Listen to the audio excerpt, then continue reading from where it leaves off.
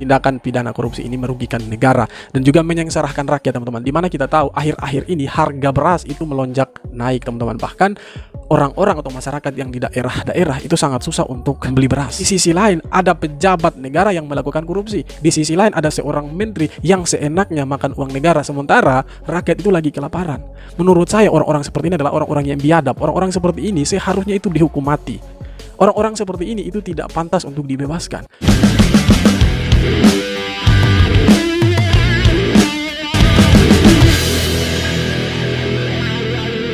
Halo teman-teman semuanya, balik lagi sama saya Vegi Rido. Di video kali ini kita akan membahas tentang kasus korupsi, teman-teman. Beberapa hari yang lalu beredar sebuah kabar bahwa kader dari Partai Nasdem ditetapkan sebagai tersangka oleh KPK dalam kasus jual beli jabatan di lingkup Kementerian Pertanian, teman-teman. Dengan ditetapkannya Yassin Limpo atau Menteri Pertanian sebagai tersangka kasus jual beli jabatan ini, itu menambah daftar panjang menteri dari Presiden Jokowi yang melakukan tindak pidana korupsi, teman-teman. Jadi kalau kita berbicara soal korupsi, Indonesia ini tidak ada habis-habisnya, teman-teman. Bahkan dari tingkat daerah sampai ke tingkat nasional, ke tingkat pusat, yang namanya korupsi itu seperti sebuah tradisi yang dilakukan oleh orang-orang yang tidak mempunyai rasa peduli terhadap rakyat Indonesia. Bayangkan, teman-teman, tidak hanya melakukan korupsi di lingkup Kementerian Pertanian, tetapi kabarnya di rumah dinas dari Yassin Limpo ini itu ditemukan 12 pucuk senjata api, teman-teman. Entah untuk apa fungsi dari seorang menteri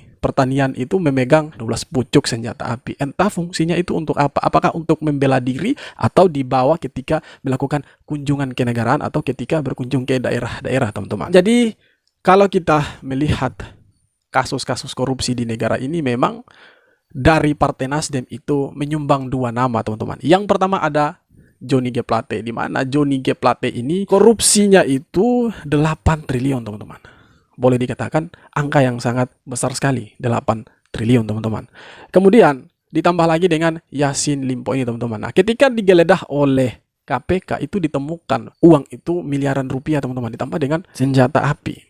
Itu artinya orang-orang dari Partai Nasdem yang menjabat sebagai Menteri Kominfo, kemudian menjabat sebagai Menteri Pertanian, itu tidak punya kapabilitas untuk bekerja. Ya. Mereka itu mengkhianati kepercayaan yang diberikan oleh seorang presiden kepada mereka.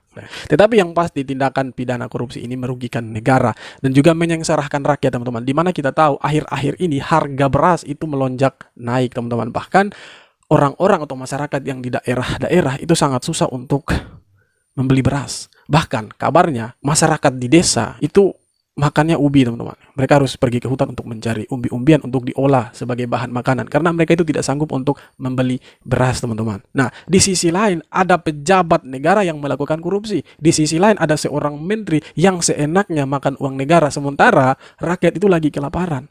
Menurut saya orang-orang seperti ini adalah orang-orang yang biadab. Orang-orang seperti ini seharusnya itu dihukum mati. Orang-orang seperti ini itu tidak pantas untuk dibebaskan. Dan lebih lucunya, si Menteri Pertanian ini, itu kabarnya ketika melakukan kunjungan ke luar negeri, itu tidak dapat dihubungi. Saya menduga jangan sampai si Menteri ini mau kabur ya dari kejaran KPK. Dan saya berharap KPK tetap konsisten untuk terus mengungkap kasus-kasus korupsi yang ada di negara ini supaya Indonesia ini bebas dari kata korupsi. Jangan sampai kemudian KPK tidak konsisten.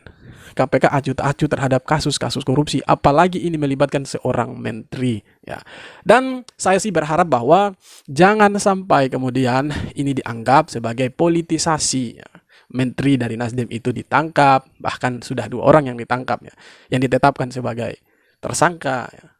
Jangan sampai itu lawan politik dari sebelah itu mengatakan bahwa pemerintah menjegal Anies Baswedan untuk maju sebagai calon presiden di tahun 2024. Jangan sampai ada keluar bahasa seperti itu, tetapi itu pasti akan keluar dari mulut mereka karena narasi apa lagi yang mereka mau keluarkan selain pemerintah menjegal Anies Baswedan dengan cara menangkap atau mencari-cari kesalahan dari orang-orang Partai Nasdem.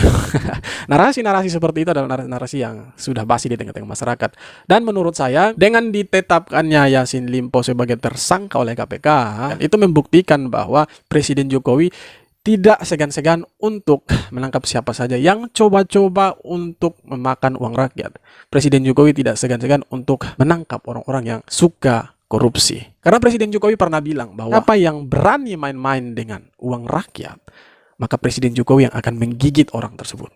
Siapa yang berani untuk coba-coba mau korupsi, Presiden Jokowi yang akan gigit sendiri orang tersebut. Ya. Dan tidak hanya itu teman-teman. Kita menunggu perkataan dari Pak Surya Paloh. Kita menunggu statement selanjutnya dari Pak Surya Paloh. Di mana beberapa tahun yang lalu, Pak Surya Paloh itu dalam sebuah pidato pernah mengatakan, beliau ini berpidato dengan sangat berapi-api. Beliau mengatakan bahwa kalau ada kader dari Partai Nasdem yang melakukan tindak pidana korupsi, maka beliau akan membubarkan Partai Nasdem.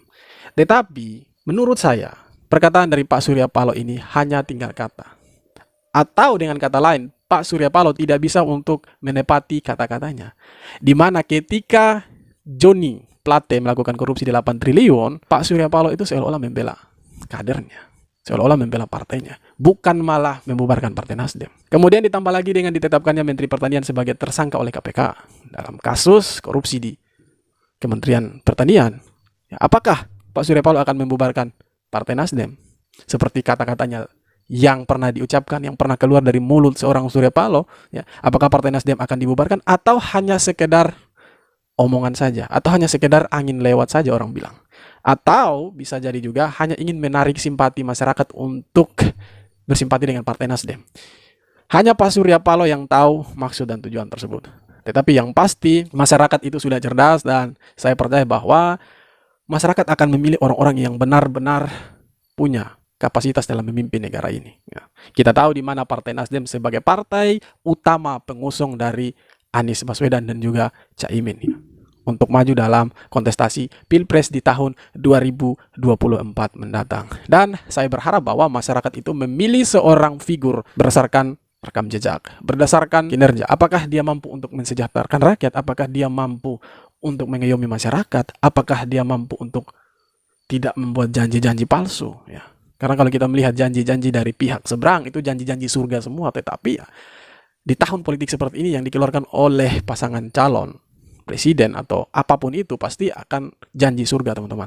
Tetapi kita bisa memilih calon pemimpin itu berdasarkan rekam jejak teman-teman. Kita melihat latar belakangnya. Apakah dia ini pernah melakukan korupsi? Apakah dia ini pernah didukung oleh ormas radikal? Apakah dia ini pernah melakukan politik identitas atau tidak?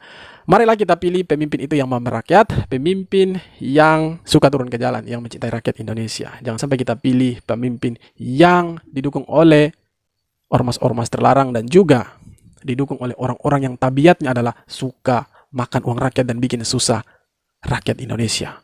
Oke teman-teman, sekian video kali ini. Semoga video ini bermanfaat dan membuka wawasan kalian semua. Kalau kalian suka video ini, jangan lupa untuk like dan jangan lupa untuk subscribe. Terima kasih sudah menonton. Kita jumpa lagi di video-video berikutnya. Hormat.